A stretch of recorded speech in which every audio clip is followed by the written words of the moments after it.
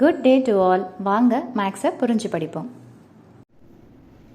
NCERT syllabus 9th standard chapter 4ல exercise 4.2ல 4th question என்ன கொடுத்துருக்காங்கன்னு பார்த்தீங்கன்னா find k அப்படின்னு சொல்லிட்டு x உடைய வேல்யூ y உடைய வேல்யூ கொடுத்துட்டு ஒரு ஈக்குவேஷனை கொடுத்துருக்காங்க. ஸோ x உடைய வேல்யூ y உடைய வேல்யூ என்னன்றதை எடுத்து எழுதிட்டோம், ஈக்குவேஷனையும் எடுத்து எழுதியாச்சு. அப்படியே x வர இடத்துலையும் y வர இடத்துலையும் சப்ஸ்டியூஷன் பண்ணோம்னா k உடைய வேல்யூ கண்டுபிடிச்சிடலாம். ஸோ அப்போ 2 x-க்கு பதிலாக என்னென்னு பார்த்தீங்கன்னா 2 + 3 y-க்கு பதிலாக என்னென்னு பார்த்தீங்கன்னா 1 = k.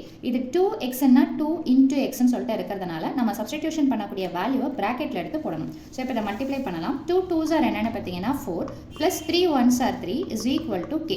நிறைய பேர் 2வையும் 3யும் ஆட் பண்ணிடுவாங்க, அந்த மாதிரி பண்ணக்கூடாது. ஸோ இந்த மாதிரி மல்டிபிள் ஆப்ரேஷன்ஸ் ஒரு கான்செப்டில் வருதுன்னா நீங்கள் அந்த போர்ட் மாஸ் ரூலை தான் யூஸ் பண்ணி ஆகணும். தட் இஸ் ப்ராக்கெட் ஆர்டர் அந்த கான்செப்டை யூஸ் பண்ணி நீங்கள் ப்ரொசீட் பண்ணணும். ஸோ அப்போ 4யும் 3யும் ஆட் பண்ணிங்கன்னா என்ன கிடைக்கும்னு பார்த்தீங்கன்னா 7 which is equal to k. So அப்போ therefore k உடைய வேல்யூ என்னென்னு பார்த்தீங்கன்னா 7. ஸோ அவ்வளோதான் இந்த சம்முடைய சொல்யூஷன். வீடியோ பயனுள்ளதாக இருந்ததுன்னா கண்டிப்பாக வீடியோவை லைக் பண்ணுங்கள், ஷேர் பண்ணுங்கள், சப்ஸ்கிரைப் பண்ணுங்கள். தேங்க்யூ.